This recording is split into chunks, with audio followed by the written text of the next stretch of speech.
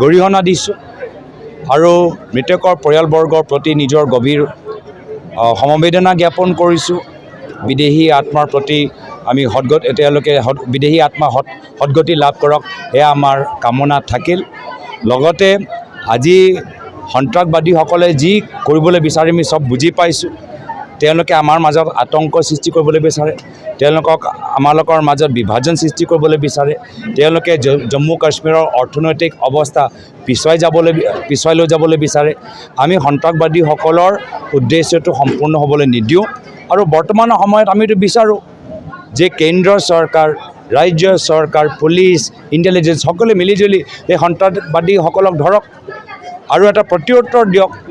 আজিৰ তাৰিখত পাকিস্তানে এটা সঠিক প্ৰত্যুত্তৰ পাব লাগে, সেইটোৱে আমি বিচাৰোঁ। তো আজিৰ তাৰিখত বহুতে কৈছে যে যোৱা 30 বছৰৰ ভিতৰত জম্মু কাশ্মীৰত এইটো আটাইতকৈ দুৰ্ভাগ্যজনক এটা আক্ৰমণ সন্ত্ৰাসবাদীসকলে কৰিছে।